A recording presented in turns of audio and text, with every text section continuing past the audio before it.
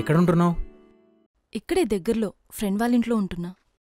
మంచి జాబ్, మంచి లైఫ్ అన్నీ వదిలేసుకుని ఇలా నాకోసం ఇక్కడ కష్టపడడం అవసరమా? మంచి మంచి అంటావేంటి? నువ్వు అంతే మంచిని వదులుకొనొచ్చావు కదా, నీకోసం నేను వదులుకొని రాలేనా? ఇది నా ఇష్టం జాను, నాకు అవసరం కూడా. నువ్వంటే నాకు ఇష్టం, నాకు అవసరం కూడా. నీ మొండి పట్టుదల నీదేనా?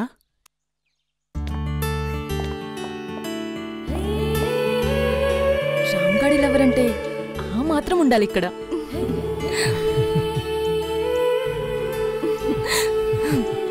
రామ్, ఎన్ని రోజులవుతుందో తెలుసా మనం ఇలా నవ్వుకొని? నా బాధంతా నువ్వు ఎక్కడ ఇబ్బంది పడతావోనే జాను. చూసావా, నేనంటే నీక్కూడా ఇష్టం, అందుకే నేను బాధపడుతుంటే చూడలేకపోతున్నావు. నీ బొందే, నీ బొందా. ఏదో నా ఇష్టం చంపుకొని బ్రతకలేక యాక్టర్ అవుదామని వచ్చాను.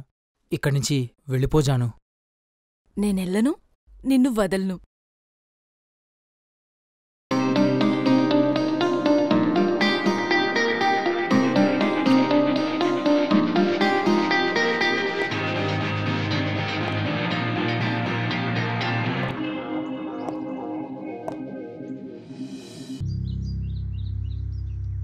నీ ఇష్టానికి నేనెప్పుడు అడ్డు తగలనురా. కానీ అన్ని విషయాలు బాగా ఆలోచించే నువ్వు నిన్ను ఇష్టపడ్డ నా గురించి కూడా ఏదో ఒకటి ఆలోచించే ఉంటావు కదా. నీకెందుకు అర్థం కావట్లేదు జాను? నువ్విక్కడ చూసిన లైఫ్ ఏది అక్కడ ఉండదు. చాలా కష్టపడాలి, ఇబ్బందులుంటాయి, అవమానాలు.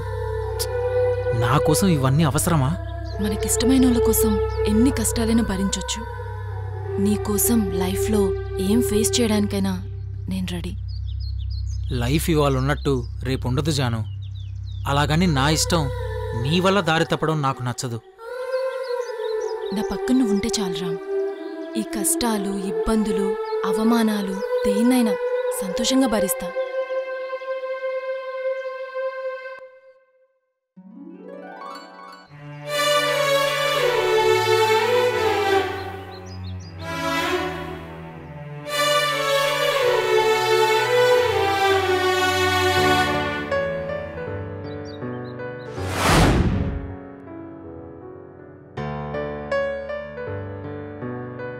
రే రామ్, రే నిన్నే పిలుస్తున్నారు.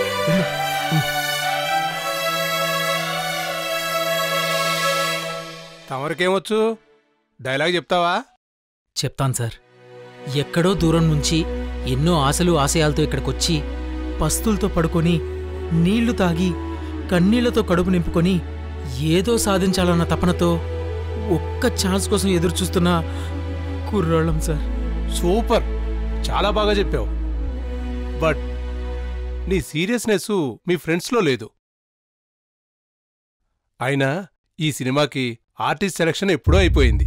ఒక్క ఛాన్స్ ఇప్పిస్తారని ఎంతో ఆశతో కష్టపడి ఇక్కడికొచ్చాం సార్. అవకాశం ఉంటే ఉందని, లేకపోతే లేదని చెప్పండి. అంతేగాని ఇలా అవకాశం ఇస్తానని చెప్పి పిలిచి మోసం చేయకండి సార్.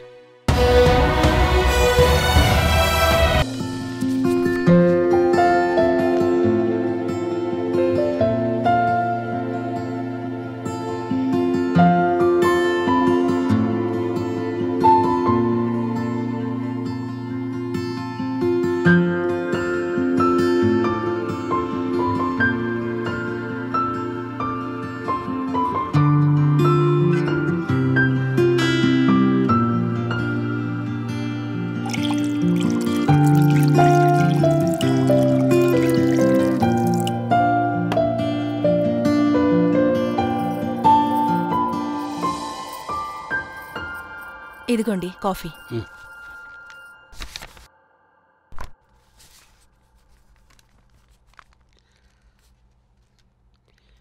ఎక్కడికెళ్ళాడో చెప్పాడా వీడు? లేదండి, ఈరోజు చాలా లేట్ అయింది. నేనదే చూస్తున్నాను ఇంకా రాలేదేంటా అని.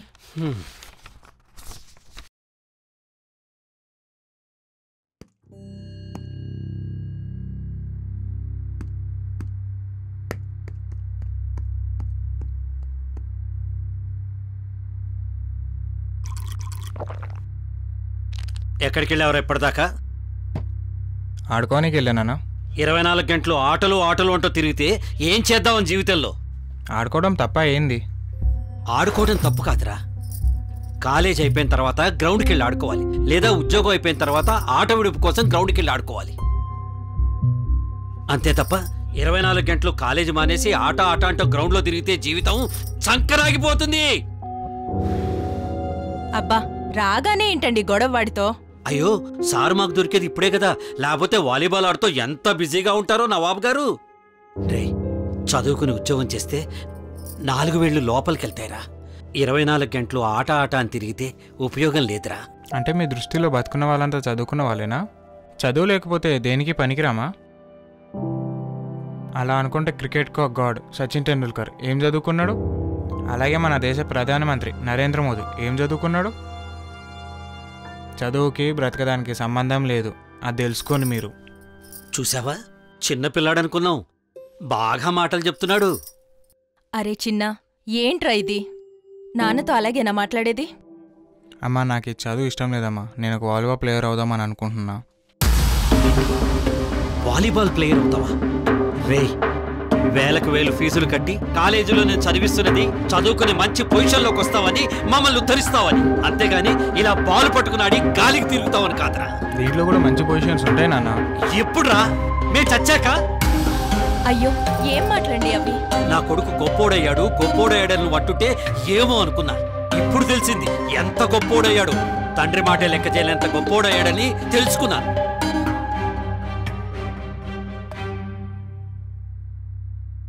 అరే చిన్న, ఈ ఆటలన్నీ వదిలేరా, చదువుకుంటానని చెప్పు. నా డిసిషన్లో అయితే ఏ మార్పు లేదమ్మా, మీకోసం నా ఇష్టాన్ని నేను కాదనుకోలేను.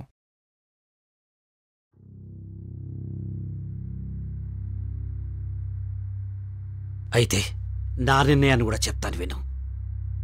నా మాటని గౌరవించేవాడు మాత్రమే నా కొడుక్గా నా ఇంట్లో ఉండాలి. That's all.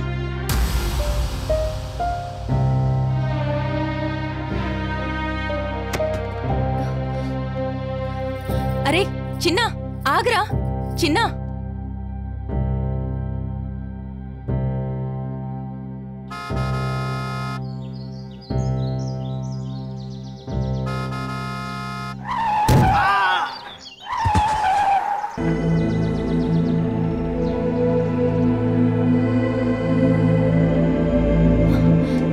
అయ్యో,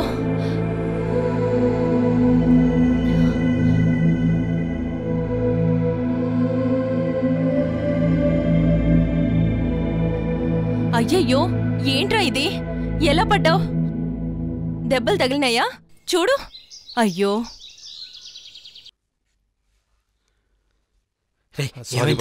దెబ్బలేమని తగిలాయా? చూపించు. నువ్వు కృష్ణమూర్తి కదా? అరే, నువ్వు దశరథ్ కదూ, బాగున్నావా? బాగున్నా. నువ్వేంటి ఇక్కడ? ఇది మా ఇల్లేరా బాబు. దా మాట్లాడుకున్నాను, రా రండి. భలే కలిశాన్రా.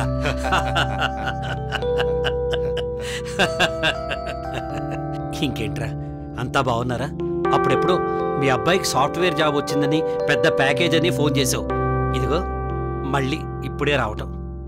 మీ అబ్బాయా? నా కొడుకే. ఏం చేస్తున్నాడు? నా ప్రాణం తీస్తూ ఉంటాడు. అదేంట్రా? సారు చదువుకోరట, వాలీబాల్ ఆడి పెద్ద ప్లేయర్ అవుతారట. అసలేం ఆలోచించకుండా వాడేది కోరుకుంటే అది చేయించు, ఖచ్చితంగా సక్సెస్ అవుతాడు. ఈ కాలం కుర్రాళ్ళకి లైఫ్ మీద చాలా క్లారిటీ ఉంటుందిరా. అనవసరంగా వాళ్ళ మీద మన ఇష్టాలను రుద్ది వాళ్ళని ఇబ్బంది పెట్టొద్దు.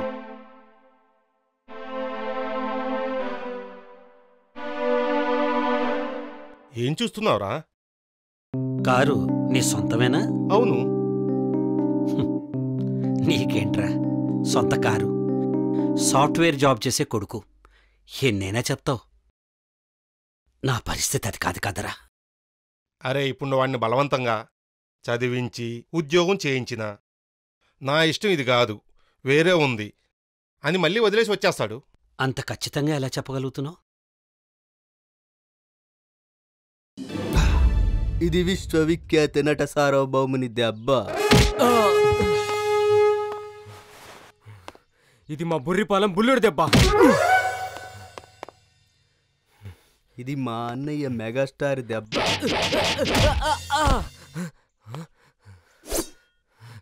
ఇది మా బాబాయ్ బాలయ్య నరకుడు.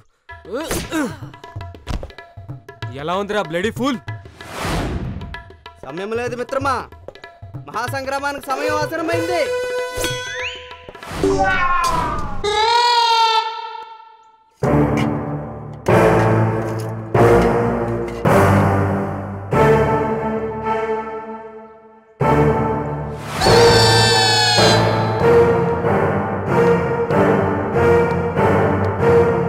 అవకాశం ఇస్తున్నా. యుద్ధమా శరణమా?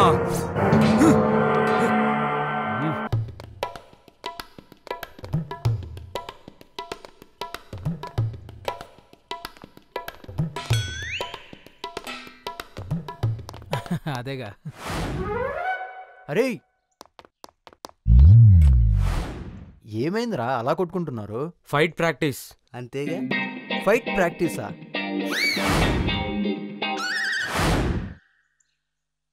అదేం లేదురా, సినిమాలో హీరో విలన్ని కొడతాడు కదా, విలన్కి కోపం రాదా?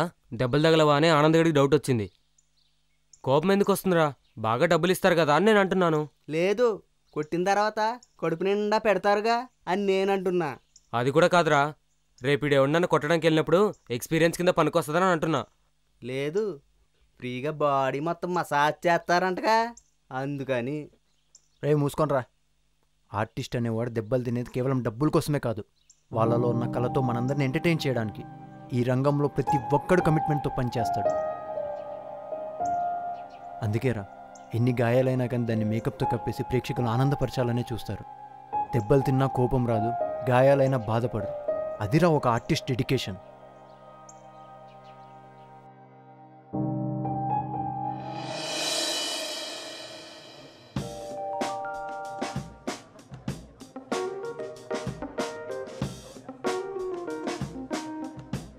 మాది అమలాపురం, మీదే ఊరు? మాటలు రావా? మాటలు రానోళ్ళని సినిమాల్లో తీసుకోరు. ఇక్కడైనా ఛాన్స్ వస్తే బాగుంట్రా. వచ్చేస్తుంది, నా కోసమే వస్తుంది. ఏయ్, ఏం మాట్లాడుతున్నావురా? నువ్వేమంటున్నావురా? నేను అవకాశం గురించి అడుగుతున్నాను రా. ఓ, మాది ఆ బాపతలా.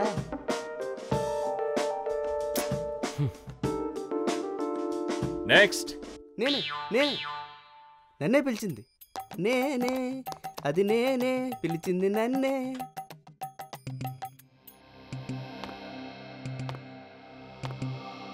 ఏంట్రా వాణ్ణి మాత్రమే లోపలికి పిలిచారు?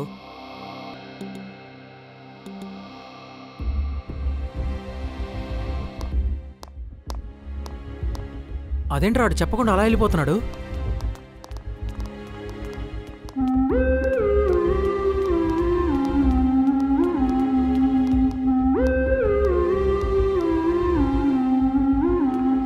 వాడేంట్రా ఈ షాప్లోకి వెళ్ళాడు? అసలు లోపల ఏం జరిగింది?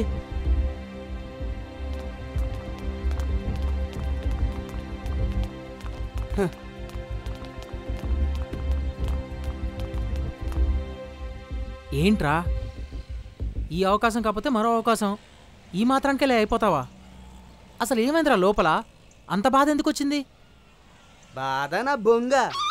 ఆడు అడిగిన ప్రశ్నలకు పిచ్చెక్కి మైండ్ ఫ్రెష్ చేసుకోవడానికి ఏదైనా మందు దొరుకుతుందేమో అని వెళ్ళా. వారేమో ఈ డ్రింక్ లో ఏముంది, వెళ్ళి మందు తాగు అని అన్నారు. ఎరా, మందులోనే మంచి మ్యాటర్ ఉందంట కదా. ఈ అబ్బా భయపెట్టి చంపావు గారా చెప్తున్నా. ఎరా, నా కోసం అంత ఫీల్ అయ్యారా? నేనంటే అంత లవ్రా మీకు?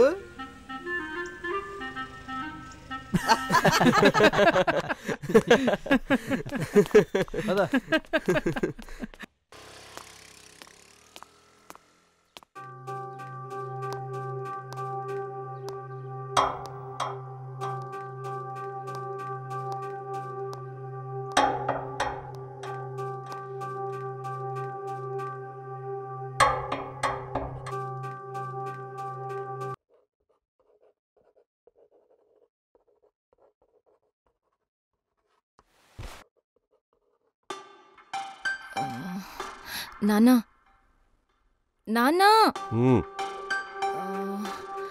చాలా రోజులుగా మీకు ఒక విషయం చెప్పాలనుకుంటున్నాను నాన్న. చెప్పమ్మా. నేను ఒక అబ్బాయిని లవ్ చేస్తున్నాను నాన్న. Very good. ఎవరతను?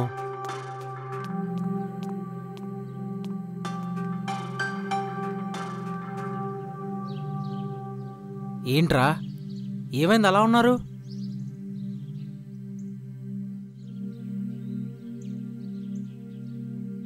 ఏంటి వెరీ గుడ్? అమ్మాయి ఎవరినో లవ్ చేస్తున్నానంటే మొహం పగలగొట్టాల్సింది పోయి వెరీ గుడ్ నైస్ అనే అంటున్నారు. అదేం చిన్నపిల్ల కాదు, మంచేదో చెడేదో దానికి తెలుసు. ఇలాగా ఆరాపం చేసే ఎవరినో లవ్ చేస్తున్నానని చెప్పే స్థాయికి తీసుకొచ్చారు. నువ్వు చెప్పమ్మా. అడుగుతుంది మిమ్మల్నేరా, ఏమైందో చెప్పండి. ఏంటయ్యా ముగ్గురే వచ్చారు, నాలుగో అతనేడి? నాలుగో అతనేడంటే ముఖాలు చూసుకుంటారేంటయ్యా? ఏ రాలేదా? అవకాశం రాలేదంటారు, తీరా అవకాశం ఇస్తే మీరు రారు.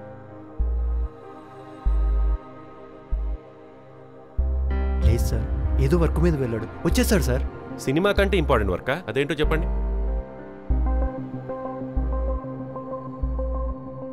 నేను రాసుకున్న కథ నలుగురు ప్రాణ స్నేహితులది. అందులో ఏ ఒక్క క్యారెక్టర్ రాకపోయినా మిగతా 3 క్యారెక్టర్లకు వాల్యూ ఉండదు. అందులోనూ ఆ నలుగురు ప్రాణ స్నేహితులు రియల్ లైఫ్లోనే కాకుండా రియల్ లైఫ్లో కూడా ప్రాణ స్నేహితులైతే ఇంకా రియలిస్టిక్గా ఉంటుందని మీ నలుగురిని రమ్మన్నాను. మీరేమో ఒకరిని వదిలేసి వచ్చారు. ఒక్క అవకాశం ఇవ్వండి సార్, ఈసారి మా అవన్నీ తీసుకొస్తాం. ఇదే మాట ప్రొడ్యూసర్ చెప్పమంటారా? సంవత్సరం పట్టిందయ్యా ఈ సినిమా ఓకే చేయడానికి. ఇవాళ మీ నలుగురిని పరిచయం చేస్తా అన్నాను, మీరేమో ముగ్గురే వచ్చారు. మీ వల్ల నాది కూడా పోయేలా ఉందయ్యా అవకాశం. ఎందుకే వస్తారు ఇండస్ట్రీకి కమిట్మెంట్ లేకుండా? వెళ్ళండి.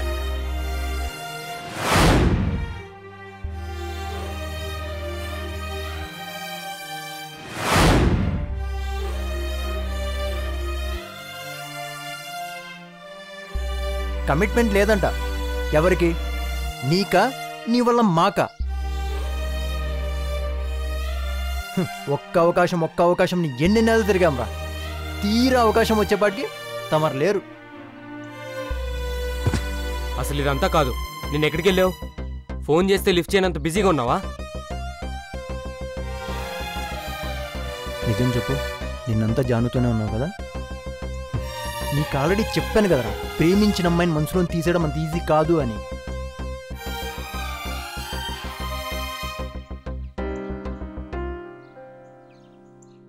తను సాఫ్ట్వేర్ జాబ్ చేస్తున్నాడు నాన్న. సాఫ్ట్వేర్ జాబ్ వదిలేసి వచ్చింది ఇలా అవకాశాలు పోగొట్టుకోవడానికేనా? Okay, very good. బట్ ఇప్పుడు చేయట్లేదు నాన్న. తనకి యాక్టింగ్ అంటే ఇష్టం నాన్న. జాబ్ వదిలేసి ఇండస్ట్రీలోకి వెళ్ళిపోయాడు. ఛాన్సెస్ కోసం ట్రై చేస్తున్నాడు నాన్న. చూడమ్మా, ఇండస్ట్రీలో ఛాన్సెస్ రావడం అంత ఆషామాషి కాదు, పెట్టి పుట్టాలి. అతడు ఎప్పుడు సక్సెస్ అవుతాడో తెలియదు కాబట్టి అలాంటి అన్సక్సెస్ఫుల్ పర్సన్ చేతిలో నా కూతుర్ని పెట్టలేదు. అసలు ఇక్కడ సక్సెస్ అవ్వాలంటే ఎంత కష్టమో తెలుసా? పెట్టి పుట్టాలి. ఇలా అవకాశాలు చేజార్చుకుంటూ పోతే ఎలారా? ప్లీజ్ నానా, అర్థం చేసుకోండి. రామ్ చాలా డెడికేటెడ్ పర్సన్. ఎలాగైనా సక్సెస్ అవుతాడు నానా. ఎలాగైనా అంటే నీ వెనకాల తిరుగుతున్నా? ఛాన్స్ ఇస్తారా అంటే అన్నీ వదిలేసి నీ వైపు వచ్చాడు. అది నీ హీరో డెడికేషన్. ఓహో, అంతా తెలుసుకుని పక్కగా ప్లాన్ చేశారనమాట. తండ్రిని కదమ్మా, నా టెన్షన్ నాకుంటుంది. అయినా ఇండస్ట్రీలో సక్సెస్ రావాలంటే చాలా కమిట్మెంట్ ఉండాలి, సీరియస్నెస్ కావాలి. రామ్లో అవి చాలా ఉన్నాయి నానా. సరే అమ్మా, ఓ పని చేద్దాం. నువ్వు రామ్తోనే ఉండు. ఎప్పటికప్పుడు రాముని డిస్టర్బ్ చేస్తూ తన ఆలోచనలు మారేలా ట్రై చెయ్యి. ఒకవేళ అన్నీ మార్చుకొని తను నీ వైపు వచ్చాడనుకో, నీ పెళ్లి జరగదు. ఎందుకంటే ఒక విషయం మీద కమిట్మెంట్ కానీ డెడికేషన్ లేనివాడికి నా కూతుర్నివ్వను. ఒకవేళ నిన్ను కూడా మర్చిపోయి తన గమ్యం వైపు వెళ్ళాడనుకో, అతడెక్కడున్నా తీసుకొచ్చి మీ ఇద్దరి పెళ్లి నేను చేస్తా. గుర్తుంచుకో, ఒక కమిట్మెంట్తో సీరియస్నెస్తో ఉంటావా లేదా ప్రేమ అవకాశం అంటూ ఇలా 2 పడవల మీద కాలేస్తావో నీ ఇష్టం.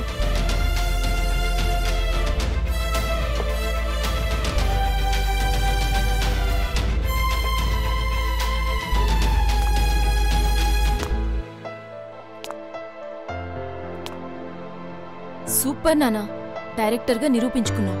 మంచి డైరెక్టర్గా నిరూపించుకోవడానికి ఒక్క ఛాన్స్ కోసం చూసిన నువ్వు పెళ్లి చేసుకున్నావు, నన్ను కన్నావు. కానీ నీ ఇంటికి అల్లుడిగా వచ్చేవాడు మాత్రం ప్రేమ బంధాలను వదిలేసుకుని లక్ష్యం వైపు చూపాలి.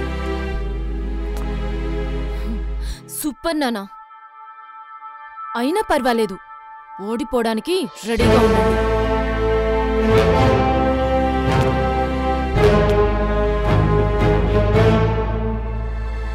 ఏంటే నాన్నగారితో అలాగేనా మాట్లాడేది? సారీ చెప్పు. మీ ఆయనకి చెప్పు కూతురు పెళ్లి ఎలా చేయాలో ప్లాన్ చేసుకోమని.